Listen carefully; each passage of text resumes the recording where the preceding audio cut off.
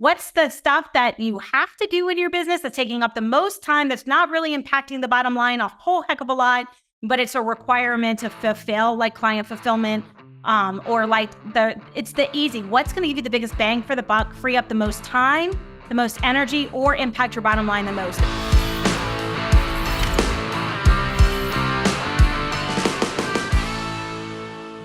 Our guest today is a television show host of 3 shows, including the very popular Power CEOs. She's an international best-selling author, international speaker on 4 continents. She spent 20 years in sports medicine and sport performance, working with the highest performing athletes, elite athletes, Olympians, all across the planet. Now as a human performance specialist and a master transformational coach, Jen Gaudet empowers high impact individuals and groups to elevate their life, their health, and their business. Jen, so excited to have you on the program today. I know we're going to have a ton of fun. I've been looking forward to this for a while. Same. I'm really excited to be here too. Always a pleasure. Now, we talk about challenges that people experience. As a coach, you're hearing the challenges of people all over the map. And there's always similarities and themes that occur. Everyone has their unique story. There's unique circumstances, but there's these themes and things that develop that you've seen over time. What I'm curious is to rewind the tape a little bit and go back to that point where you were still working with high performing athletes, very, very involved. Everyone wanted to coach with you, but you were kind of feeling that pressure and, really starting to get burned out by everything. What was the pivot point and the change for you to start getting more into the type of coaching that you do today? Yeah, that's an excellent question. Thank you for asking that. And this was what the driver behind my book was, honestly. I hadn't taken a vacation in a long time. And for those of you who have any idea of what it's like to work with athletes, you travel with them, you work 70-hour weeks, you're up super late. You're always there putting your clients first. And then when you're in charge of a team, you're putting the patients or the athletes first and your team first. And so you fall, some people talk about being on the back burner. No, you fall off the whole stove. You're on the floor. You're crashed and burned. So when you're sick, you don't take care of yourself. When you have pain or anything, you don't take care of yourself. And that kind of culminated over time. I didn't take vacation. And my husband and I, we decided we were going to take a vacation. We found this, we planned it out. It was a big deal. It was going to be our first real vacation in ever. So we fly halfway across the world to this tiny private island for this rekindling. We're sitting at dinner and he was like, I don't think this is working anymore. I think that we need to consider splitting up. And it was, Richard, the biggest gut punch that I've ever had. And it wasn't because there was not love there. It wasn't because whatever. It was because I didn't have time. I didn't have time for my family. I didn't have time for my health. I didn't have time for my spouse. And so that moment was really pivotal for me because I had worked so hard to be the expert and the best of the game and to be that life goal, right? You set those goals at some point in time, usually other people's definition of success. And I was unfulfilled. It didn't require thought to do it anymore because I've been doing it for so long. So I wasn't really challenged. I was showing up and I was pouring from an empty cup. And so we came back from that. And, for everybody at home, we're married. We have a better relationship than we've ever had. But I had to make a change. And I knew I had to make a change because I'm so passionate about what I do. And so I needed to find somebody. And I hired a coach to help me to set boundaries myself and to learn what that was like and to help me through that process. And because it was so life transformational for me to finally pick myself up the floor and then put myself onto the back burner first, because, small steps and then move it forward, that I realized I had to leave because there was no doing it halfway for me. It was all or nothing. So I had to make a change. And I decided, because it was so pivotal for me, I went and became a master transformational coach because it changed my life so much. And I thought it would help me with my own work. And it just sort of evolved into, I can help other people do this same and recognize the same. So, we learn a lot when we're burnt, when we're at that lowest point, there's not very far you can grow. Everybody thought I'd lost my mind. They're like, why would you give this up? But the reality was I gave it up for my health, for my family, for my relationships, because that's what matters most. And Richard, you said something when you opened up this question. You said that it's something that a lot of people face is burnout. Entrepreneurs face burnout all day long. It is the number one reason why people seek me out. They seek me out for two reasons. One, because I'm really good at business, and so I can help them grow their business very rapidly. But because I've been through it and I've spoken on stages on 5 continents, and I don't hold punches. Look, this sucks. You can't do this anymore. You cannot continue on this path. You have to make a change, because if we don't pour from a full cup, our business suffers. We can't lead. So I really appreciate you bringing it up. Well, I think it's interesting. You talk about obviously the experience that you yourself had, and when you've had an experience. As an example, if you've climbed a mountain, and then someone else says they're going to go and do that hike, you can relate to that hike, and you can share some things with them because you've been there yourself. Oh, watch out for there's some switchback. Like, you can get specific about components of the journey, and I feel like you're going to bring that same element of your own experience into those coaching sessions, into the recognition of the people that you meet with. And there's an automatic, almost a kinship of people that seek you out because they know, Jen's not going to kind of BS me around this situation. She knows what's going on. She's been down that path, and she can speak from experience. Yeah, you're absolutely right. And it pulls on people's heartstrings when they feel like you can relate to them. When you can relate on that emotional level. Like, let's just be real. In business, I'm Gen X. I grew up with, you leave personal at home and it's all business at work. And I was that person in sports medicine. But I've learned that you don't have to be that person. And actually, to be the best leader that you can, you have to be able to talk about the emotions and empathize with your teams so you can clear the emotions. If we don't clear the emotions, we can't move forward in a way that is powerful. And so I think that when you're able to actually get vulnerable with other people and with your clients, specifically as a coach, what that does is that gives them permission to get vulnerable back with you. And I think that's where the real power is and the real transformation is when we share as coaches, and I'm sure you see the same thing because you move in transformational spaces as well. When we're able to share our pain points and how we were able to navigate through them and connect on that emotional level, it gives them permission to do the same, and they feel more comfortable. I feel that's really a superpower that coaches have been through it, can have that level of rapport. Well, you speak about, creating that comfortability, but then there's an air of uncomfortability that happens when we're in business. And so you shared, the first impetus of you transitioning from being an amazing coach in one area to becoming an amazing coach in another. But despite all the success that you've had, there's still things that get in the way of that success. So take us forward a little bit now to a more recent time. We had the pandemic. Of course, everyone knows that impacted a lot of people's livelihoods and their business. And you had some specific things that happened for you. How did that experience show up and create some challenges in your life? Well, for starters, I was heavy in coaching and consulting space.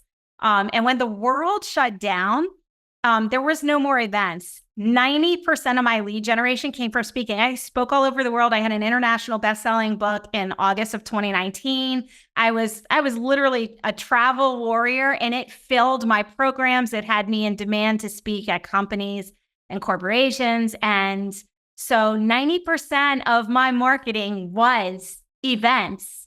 And all of a sudden, none of that. We're not traveling. We're not seeing people. Stay in your house happened. And at the same time as my lead generation dropped off, I had $300,000 walk off my books in 2 days because companies canceled their consulting contracts. These were contracts. One of them I had worked on for 18 months to go through the vendor, to go through the sales process. And we were set to start delivery like April 1. And we shut down here March 17. So in addition to all of the lead generation stopped, the business that I had to support my teams with for the next 6 months also dropped off at the same time.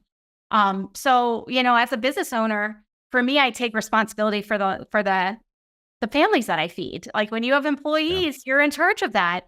And it was a really, really, really hard time because I watched 18 months of work literally on one of those contracts, 9 months of work on the other, evaporate overnight. And I had nothing to fill it with because I couldn't go get on a stage and shift over towards more one-on-one coaching, if you will. So it was kind of like a 1-2 punch, and that's hard. And I'll tell you, Richard, I literally, and I was an athlete. I am a high performing human being. Nothing gets in my way. If I set a goal, I'm going to meet that goal.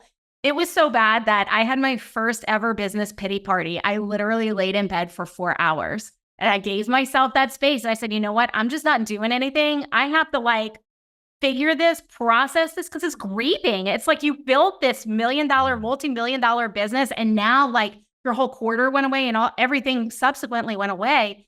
I gave myself that space and said, you know what? I need to just grieve the loss of this and understand that all of that work may be flushed down the toilet. And we have no idea. It's outside of my control, but I'm going to sit and process it so that when I get out of bed, and I stayed in bed until I processed it. When I get out of bed, I'm going to be able to flip the script and figure out what the heck I'm doing moving forward. So I think there's a lot of lessons there. But you have to feel it. When stuff happens, it happens all the time. You work so hard to build it, and it takes something completely outside of your control. Kind of like what we're looking at now with economics, at least here in the US. We've had out of control inflation. We have high interest rates. It's hard to get money if you're a startup. And so we're facing economic headwinds right now. It's the same. You have to be able to process what's not in your control and let it go so you can show up and figure out how you're going to pivot and move forward. Well, and speaking of pivoting and moving forward, we're going to talk about that as we come back after these important messages. Have you ever wanted to be a part of a network of visionary entrepreneurs? People who get you, who understand you, who think differently? They're actively going out and making things happen. They're making the world a better place. They're creating incredible change, incredible innovation, and they're having discussions about how to make the world a better place, how to create a bigger, brighter, better future, how to take what they already know, combine it with what someone else knows, and make something grand. Well, you're in luck. There is such an incredible network. It's the Epic Fit Network. You can go to theepicfit.com to learn more. Apply to be a member of this incredible organization. I'm a member and I love it. It's been fantastic. And I can't wait until we have more amazing people just like you joining this incredible group. We are back with Jen Gaudet, and we're talking about her incredible experiences here, overcoming some major issues. We're just diving into just how bad the impact of the pandemic affected her business. And, I'm curious, Jen, you had this, you call it the pity party here. You allowed yourself, probably set a timer for 4 hours and said, okay, we're good to go. When that 4 hours is up, I'm back at it. You were ready to hit the ground running and starting to make some kind of pivots and some change. What were some of the first things that you did to try to resolve the circumstance facing you? I mean, for anyone watching, if you had $300,000 worth of contracts that disappeared in 2 days, I think it would be a pretty impactful experience. Yeah, it was my entire quarter's worth of revenue. But the reality is I was not heavily on social media. I had literally that year started to bump social media up the totem pole because I was starting to realize that I needed that. And P.S. I'm allergic to tech. I was in sports medicine. I was on fields with athletes in clinics, helping them recover. I hated EMR and having to put notes on a computer. So having to be on social was horrible for me. That's why I chose events as lead generation. So the first thing I did was I went online. I went on social media and I talked about it. And it was uncomfortable because I literally, and I know you opened this up with, I have 3 television shows. Yes, I still to this day don't like cameras. I don't do a lot of interviews outside of my television show, but because it's uncomfortable for me. And I don't like to be that center of attention. I'm the coach in your corner. I've got your back. I'm the support. I want you to shine. And so I did the uncomfortable thing and I went live and I said, hey, listen, this is really stressful in so many ways. And here are some of the things that I'm doing to mitigate my stress. And I literally went live, and I went live regularly on social, and people immediately tuned in. I didn't realize how much of an audience I had built because I really wasn't that active. But when I started becoming active, that was something that gave me an outlet. And there had a audio only app that people were on. It was called Clubhouse at the time. I would go in there and I would have conversations. And it was kind of magical because people were craving connection. And honestly, I'm going to say this. I think the pandemic happened for us I hate the way that it was handled. I hate that they locked us down, and we're dealing with mental health issues still to this day from lockdown. However, I believe that we were heading down that dissociated kind of our heads locked up in technology space. And when we were forced to utilize tech to connect, I think it changed the way we as humans view connections, how we want to do business, how we want to show up. Because now you see there's more work-life balance. There's more people interested in connecting and an impact. And I think that was a shift for us globally. But that's what I did. I asked myself, what can I do to have the maximum impact? And I got on social and I talked, and I went to other people's stages and talked on Clubhouse, and I put things together and I put a mental health summit together. I co-facilitated that with some other people because it was important to me that we still showed up. And I know this is true. The more value we put in the world as entrepreneurs, the bigger problems that we solve, the money will always follow, the business will sort itself. So I was looking for what strategically can I do? How can I get that audience, and what can I add value that people will start following me and want to approach me from a coaching and a consulting standpoint? And so that was the biggest shift. And it took that pity party and that stepping back and that letting go and saying, look, this is outside of my control. And I took a breath, and I coach people all over the world through their isolated feelings and how can they reconnect when they're locked down. Because I'm in Texas, and we were only locked down for like 8 weeks. And we were able to get back out, but some people were not able to get out for a year or better. So I did a lot of coaching on the personal side because it was a very big struggle for people. And that was my pivot. So, if you're listening and you're going through something and you have to pivot, and look, AI is causing this pivot right now. Knowledge base is going away. Marketing has to change. Everything that we have gotten used to has to shift. We have to leverage the technology.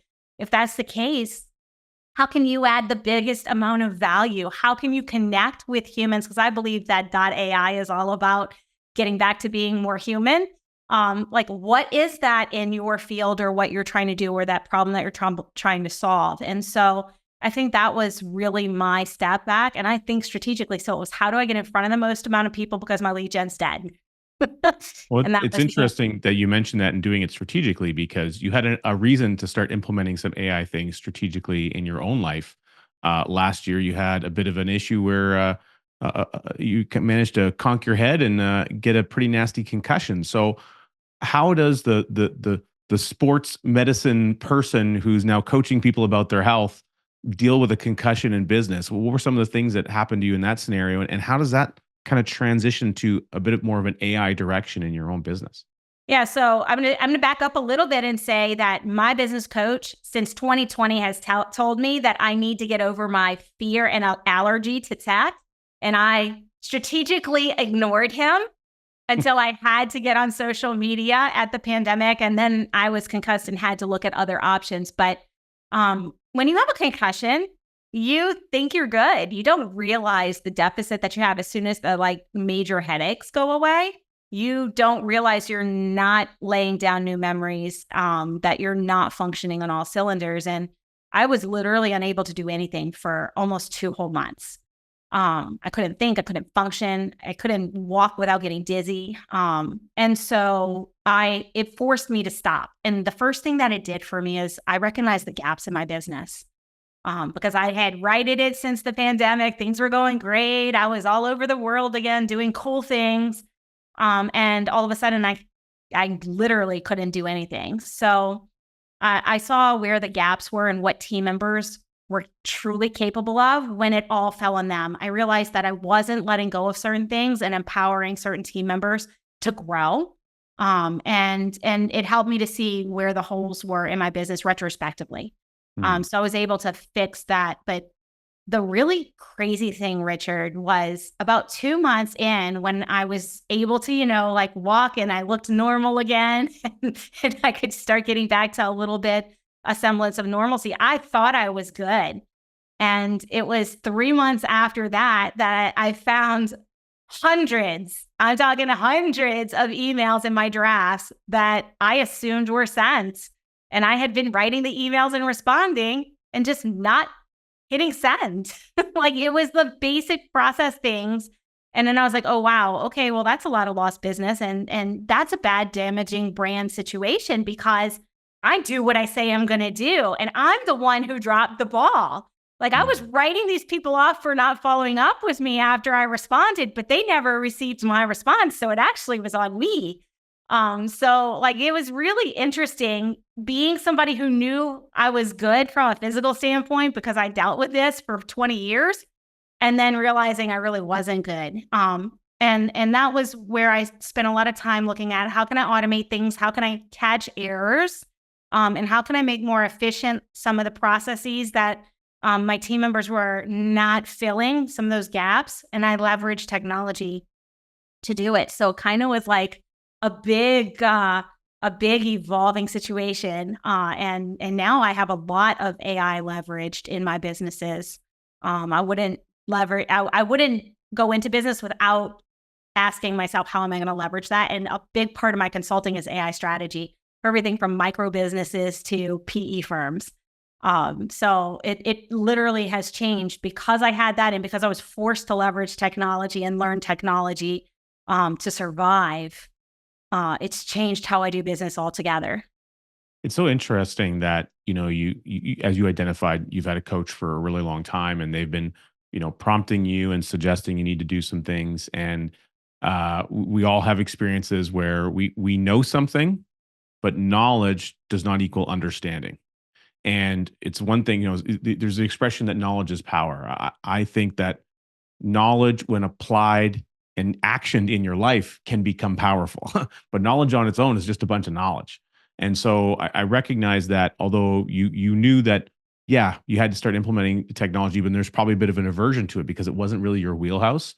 But to be an experience where you had to start implementing it because of what transpired. So how would you look back on some of these experiences and thinking about how they've added layers of change in your journey? You mentioned that the pandemic, happened for us to some degree and what it created. What's the power or the advantage of being able to look back on some of these things, take reflection and say, how am I moving this experience forward into a positive future?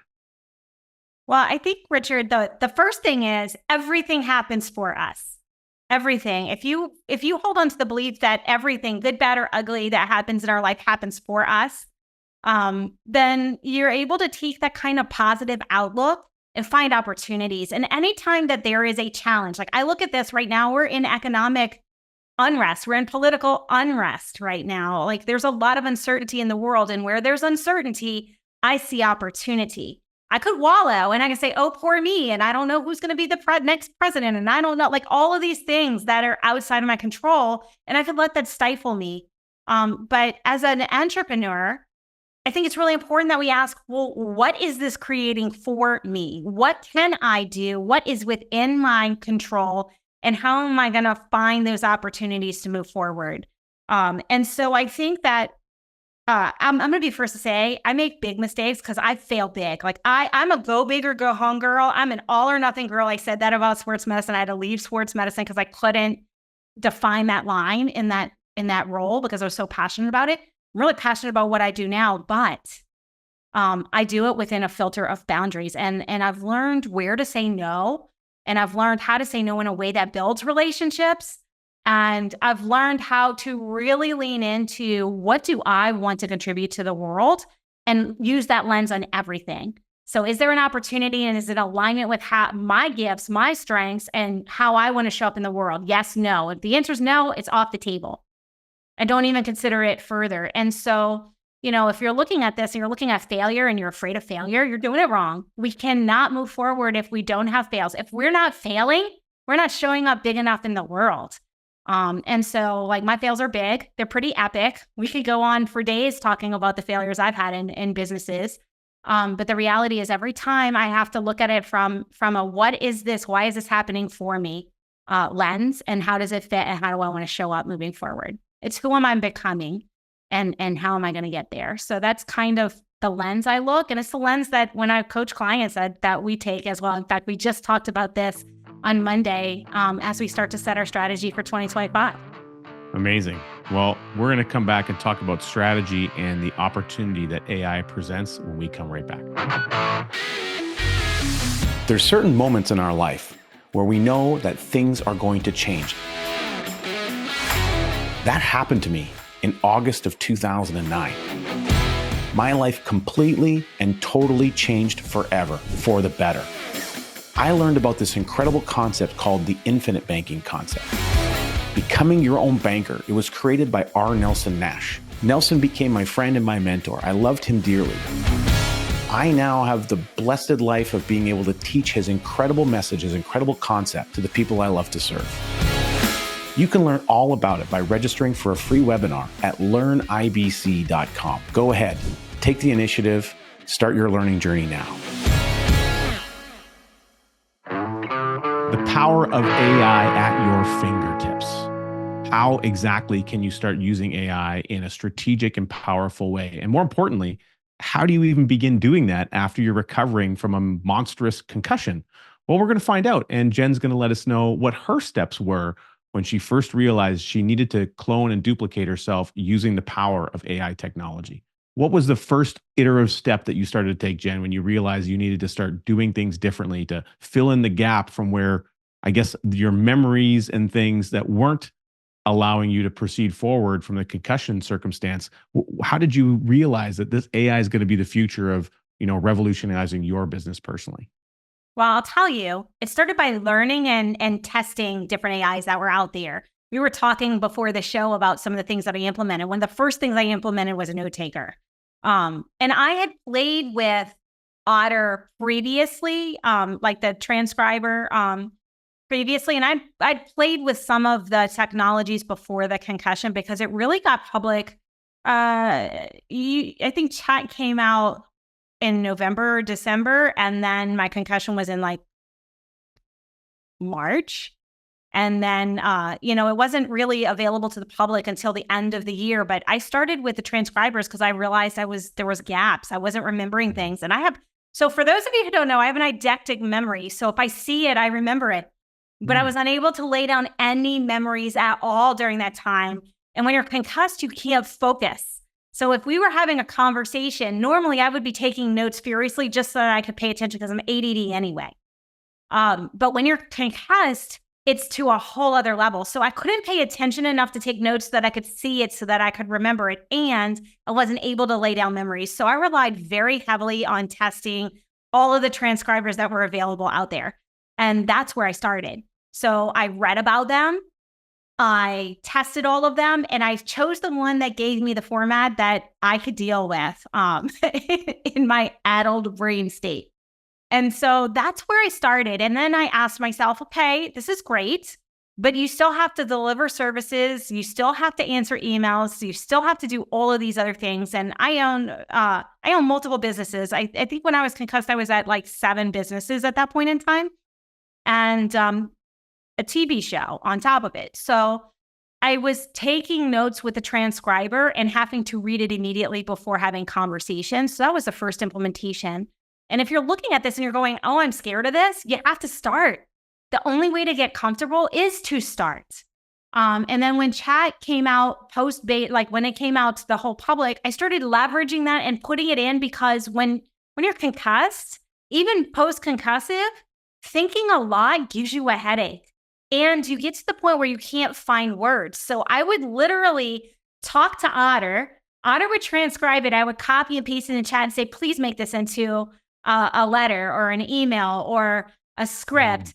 And so I was leveraging it very early for that purpose. And what that taught me was that it doesn't matter what's happening. I could be driving. I could be dictating. I can make protocols. So what did that translate to in business? And all these gaps in our SOPs because I was filling the gaps before. And we didn't have SOPs in writing to train people. So people didn't know what they did not know because it was in Jen's brain. And they would just go to Jen. Like I had all my team members trained to just go to Jen. Well, that's grossly ineffective when you have a concussion and you can't remember when you're Jen. So I started like dictating to Otter and then putting it in ChatGPT to have it make SOPs so that everything was there so that if anybody had a question, I now train them to go to the SOPs first and only come to Jen after the fact. And so I started closing gaps by testing with the things that were available. And that was really powerful because I overcame my fear of technology. I mean, I was resistant, Richard. Like, let me tell you who Jen was. I did not have a smartphone until the iPhone 5 was out, and I didn't have internet in my house until my daughter was 16, which was when the iPhone 5 came out. That's the first time. Everyone in sports medicine thought I was Amish. They called me names. They made fun of me because I still had like the flip phone and they had been on multiple iterations of smartphone. So like I was so anti-tech, it's not funny. And this forced the issue. And the only way to get comfortable is to do it. You have to do it. So just reading and learning is fine. But for me, I'm a kinesthetic learner. So I had to test. And so that's what that meant for me. And for my clients, because I'm constantly talking about AI. I talk about AI on LinkedIn every single week and have done so for a year and a half now. And why do we do that? Because you have to start somewhere. If you're afraid of it, learn about it, read about it, test it. Test it in the way that you feel comfortable. Don't put any private information into a public app and, nothing that's proprietary, but you have to start using it to get comfortable with it. And most people do learn better when they do and they experience and they play with it to find what works for them. So that's kind of the breaking it down on a meta level, how I did it. I don't know if it's helpful for everyone who's watching, but I mean, that's my recommendation. Just get in there. I think those iterative steps are really important. And, you kind of started off talking about using a note taker. And so using, Zoom meetings. And of course, at the time of this, this is still in a, this is after the pandemic when this happened to you. So I've been basically operating a Zoom or a virtual based business in Canada for probably close to 15 years, not quite that full time, but a lot of it. And although I used to have an office and I had people come to me, living in where I used to live is Edmonton, Alberta, which is, a northern place. And, when it does get cold and there's snow on the ground, one of the worst things you can do is actually drive on the roads because it's dangerous. It can be very dangerous. And so I would just tell my clients, look, just get home to your family, get a snack, plop yourself in front of the computer. There's no need to drive, get home, get changed, have a shower and drive to my office. I don't want you on the roads. I just want you safe at home with your family. We'll figure it out. And that really helped me start to implement the technology side a lot more. And then when the note takers came on, I started implementing. You mentioned Otter. That was one of the first ones I started using as well. And they really have revolutionized the way that I conduct business. And they've helped me pay more attention and more focus. You talked about taking notes when people are doing things. I still do that, but now I have the note taker taking all the notes and I get to take the most important things. Yeah. I get to isolate things and it allows the thinking process to begin a little bit more. I'll share another quick example with you that maybe would help our viewers. I was at an event and we had about 300 financial professionals and we did an exercise where we got them to manually collect their feedback on what they wanted us to deliver to them. How did they want us to support them in future initiatives? We took all that feedback. We hired a virtual person to enter it all manually into a spreadsheet. And all that data got plopped into ChatGPT and we could see trends and themes, and it could help set the vision for the next 3 years of what we wanted to do to support that membership. And that was a way that we could take all of that data and distill it very quickly into something that was actionable that we could move forward. And I wouldn't have thought about that. It was another team member that actually thought, hey, let's use ChatGPT to solve this. And meanwhile, I'm going through all these manual spreadsheets, and so there's so many ways to use it. And if you aren't even asking people around you, a great way to start, I think, is to start asking the people around you, have you used it and how are you using it? And that'll start opening pathways to your brain to discover what might be possible in your world. Yeah, I couldn't agree more. It's about overcoming fear, right? We're always afraid of the unknown. And so we have to just break that barrier in whatever way we can, right? Yeah, totally. And so once you started to do this and your team, you work with the team, I'm just curious, what started to happen with them as they saw you creating SOPs and you were probably discussing with them how you were going about doing that? What started to transpire within your organization when it comes to utilizing these types of tools?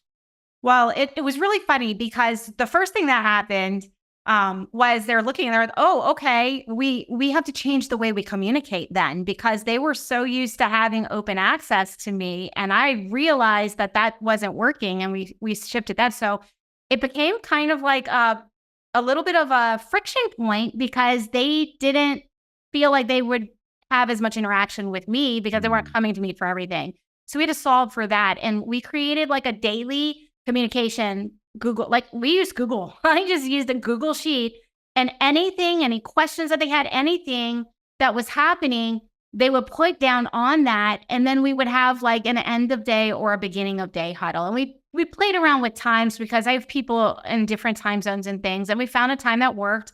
And now it's once a week. We have a once a week team huddle. It happens usually on a Wednesday because that's a slow day of business.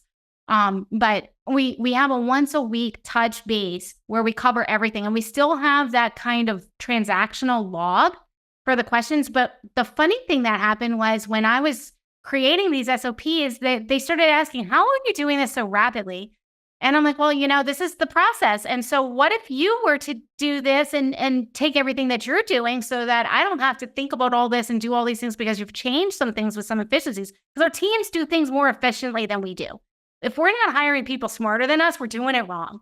So I hire, my COO is way better at implementation than I am. I am a strategist. I am a visionary. I am like that 30,000 foot view person who can come up with the plan, but she's the implementer and the communicator to everyone else.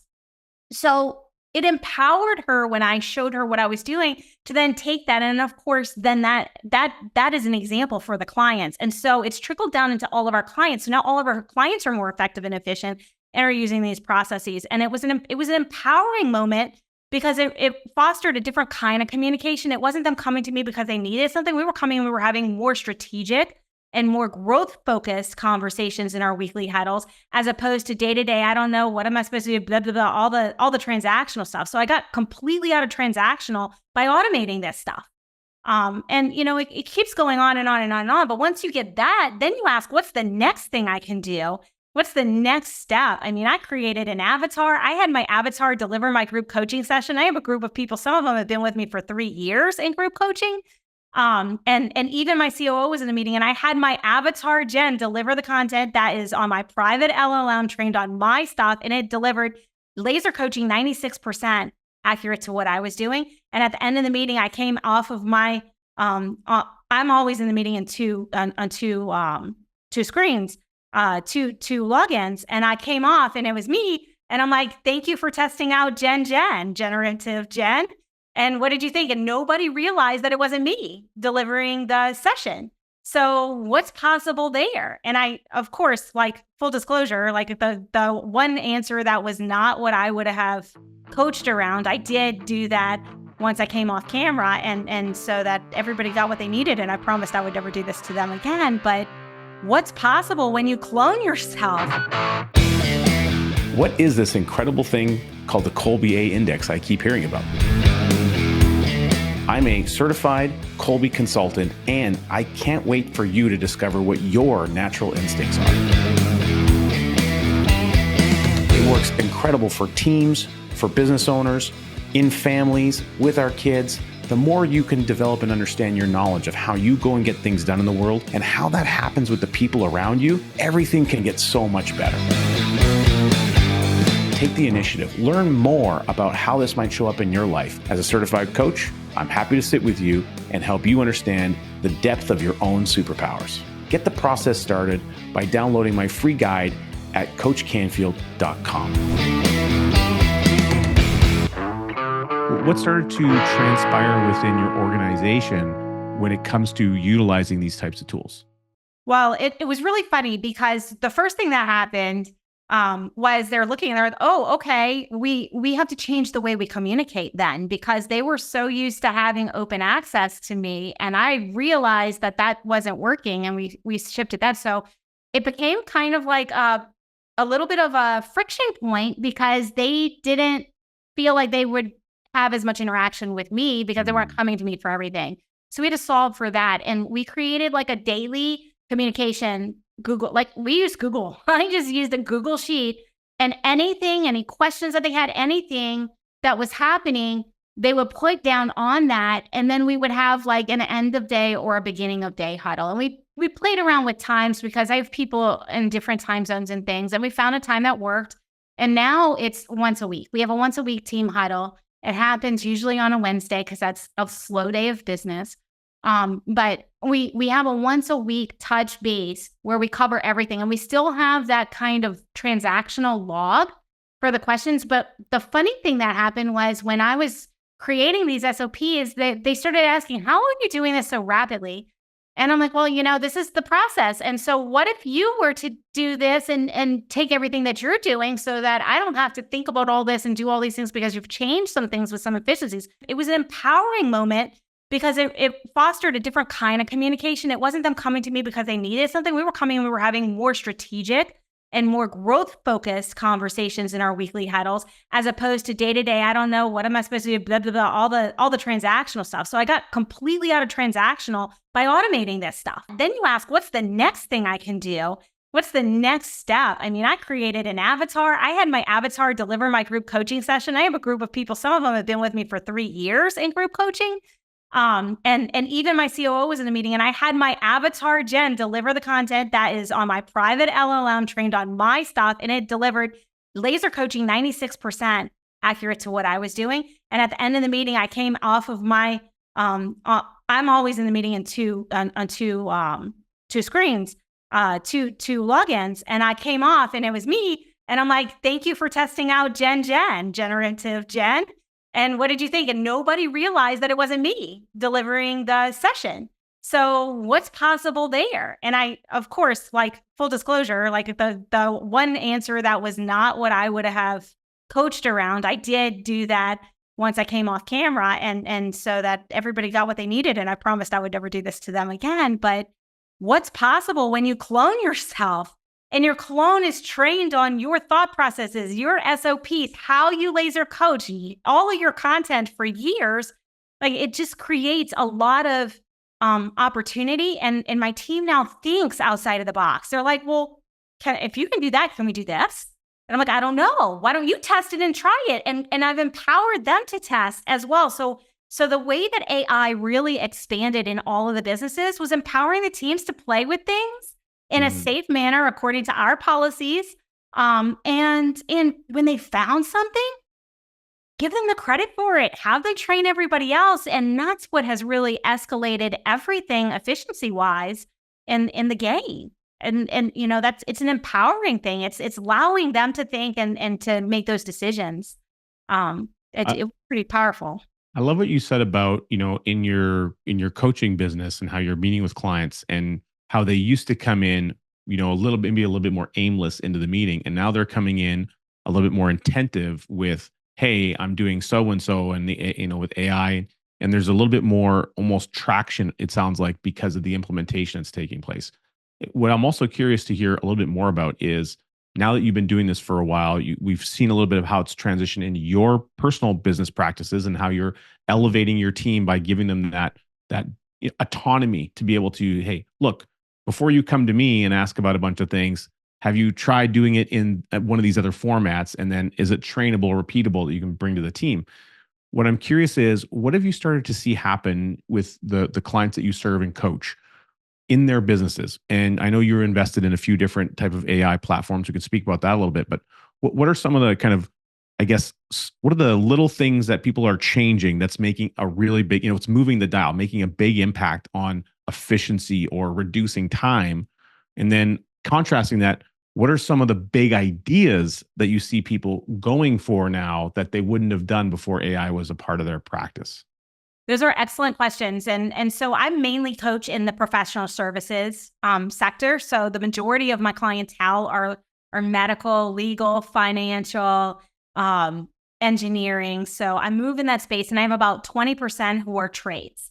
So the impact is a little different in the professional services as opposed to the traditional services. So I'm going to address the professional services first, because that's the bulk of the business.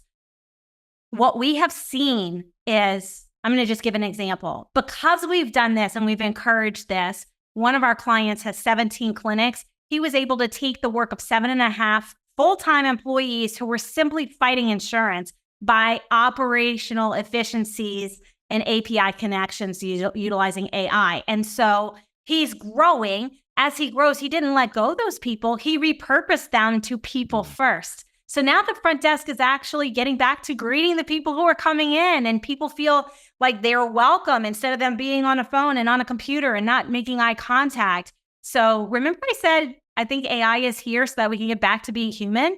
what has happened is that there's less turnover, there's more happy employees, which yields happier clients, and customer satisfaction in the United States, at least, is a big component of reimbursement, especially in a hospital system or a hospital-owned clinic system. That's part of your pay and your reimbursement is customer satisfaction, as well as your clinical outcomes. The other thing we've seen is errors of detection, error detection in clinical notes, and less denials initially on authorizations for insurance, because the AI is taking the notes and going, wait, did you mean this code? Because according to what you said here, this is the traditional code, whether it's the ICD-10 or the CPT or whatever, the billing code. So you're now not having human error trying to figure out what's the right code to make the submission and getting denied initially.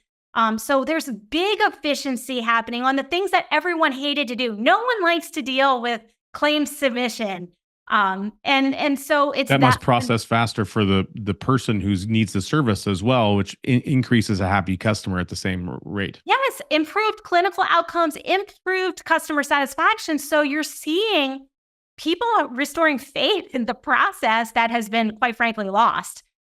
So like that's something that's happening. Another thing that's really been powerful with private LLMs, really, and a couple of other automative technologies like legal discovery can be done in minutes instead of spending 40, 80 hours. You've got a medical negligence potential case and you've got a 4,000-page file. The AI can read it, summarize it, pull out exactly where it got the summary and say, yes, you have a case and here's why and here are the points and here's the summary, and that would be 40, 80 hours of junior associates. So what you're seeing is that mundane task work that no one loves to do, that burns people out. We started on burnout, so I promise I've got a point in this.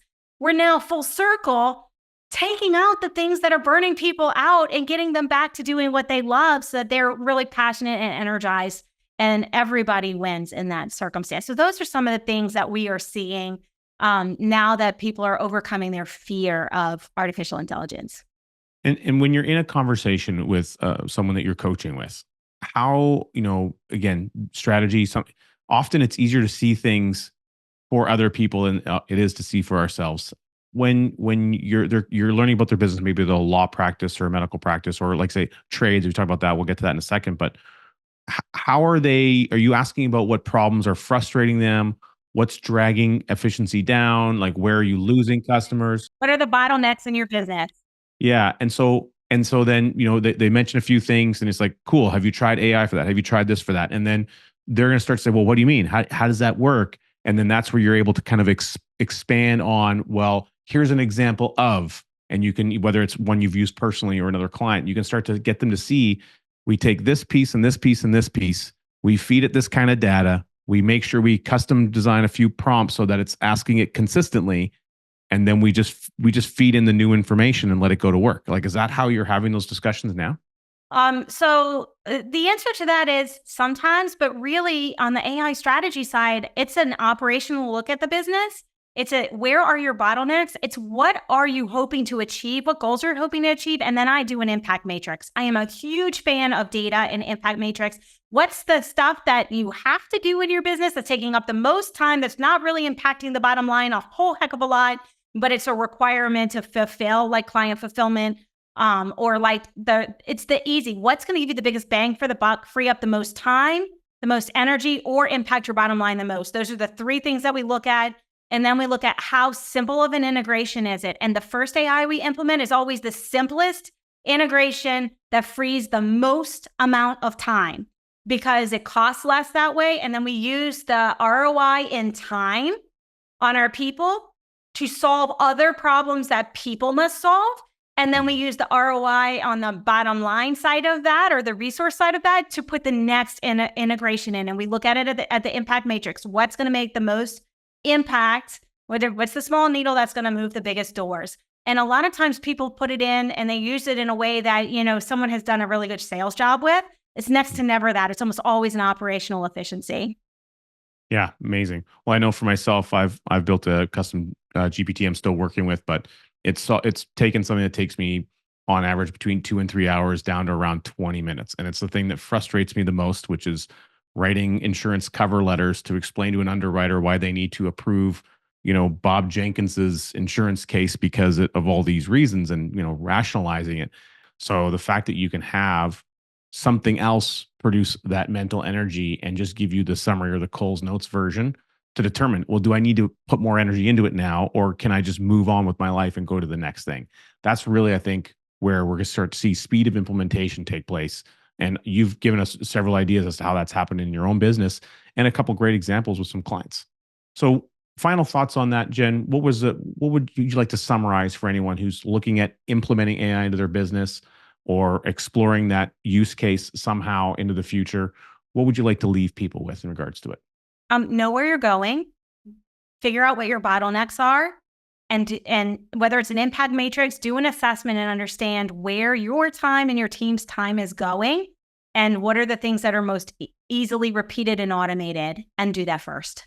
When you do that first, it gives you the mental bandwidth to actually look at the bigger picture applications in AI and to really look forward and say, okay, what's coming down the pipes? In medical, they're robotics mixed with AI. Like the doctors are going to be literally just talking to an AI because they're not going to be operating the tools anymore that are way more effective and efficient than what we can see with our naked eye, for example. So what is coming down the pipes? Once you free up that bandwidth, you can start to look forward and say, okay, what's going to be the industry disruptor moving forward, and how can I learn about it and get that edge? Because it's about the edge. AI is about the edge. Anybody who wants to bury their head in the sand is going to get run over. If you're a business owner, you have to leverage the technology. You have to leverage the technology. Otherwise, you're going to be left in the dust because it's saving 40 to 70% of operational capital right now. So love it.